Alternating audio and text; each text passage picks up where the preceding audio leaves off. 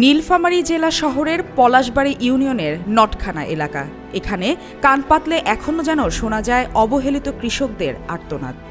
1800 শতাব্দীর শুরুর দিকে ব্রিটিশ নীলকররা এই অঞ্চলের উর্বর মাটিকে টার্গেট করে গড়ে তোলে নীল উৎপাদনের এক বিশাল সাম্রাজ্য, যার কেন্দ্রবিন্দু ছিল নটখানা নীলকুঠি। ইতিহাস বলে এই নীলকুঠি বা নীলখামারি থেকেই কালক্রমে বিবর্তিত হয়ে আজকের নীলফামারী নামের উৎপত্তি। একসময় যা ছিল ব্রিটিশদের কৃষি খামার, তা মূলত ছিল স্থানীয় কৃষকদের জন্য এক জীবন্ত নরক। নীল চাষে অস্বীকৃতি জানালে কৃষকদের ওপর চালানো হতো অমানসিক নির্যাতন, যার চিহ্ন বয়ে বেড়াচ্ছে এই জরাজীর্ণ দেয়ালগুলো।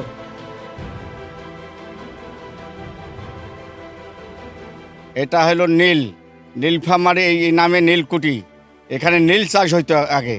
এখানে বিদেশিরা এসে নীল চাষ করতে নিয়ে যাইত, এখান থেকে নীলফামারী।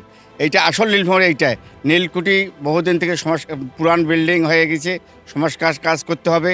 সমাজকাজ কাজ করলে এটা ভালো হবে। এটা ঐতিহ্য একটা নীলফামারীর ঐতিহ্য একটা দেখার জন্য একটা সব জায়গা থেকে লোক আসে দেখি যায়। নীলফামারী এখানে আগে নীলের চাষ হইতো, নীলকুঠি আছে।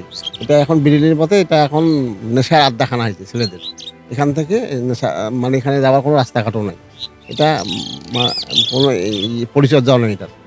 এটি শুধু একটি ভবন নয়, এটি নীলফামারী জেলার জন্মের ইতিহাস। এই ঐতিহ্য রক্ষা করা সকলের নৈতিক দায়িত্ব। ঐতিহাসিক এই নিদর্শনটি রক্ষায় প্রত্নতত্ত্ব বিভাগের সাথে সমন্বয় করে কাজ করার কথা জানান জেলা প্রশাসক মোহাম্মদ নাইরুজ্জামান।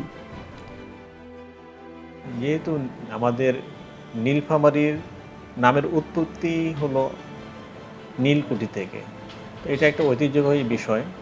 এটা যাতে সংরক্ষণ করা যায় সে বিষয়ে আমরা প্রত্নতত্ত্ব অধিদপ্তরের সাথে কথা বলবো এবং তাদেরকে লিখব যাতে এটা এই পুরাকীর্তিটা সংরক্ষণ করে মানুষের জন্য দেখানো যেতে পারে। স্মৃতি যখন ধূসর হয়ে যায় তখন ইতিহাসও অস্তিত্ব সংকটে পড়ে।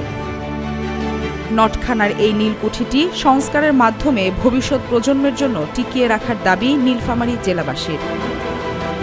মালিহা চৌধুরী, আয়না টেলিভিশন।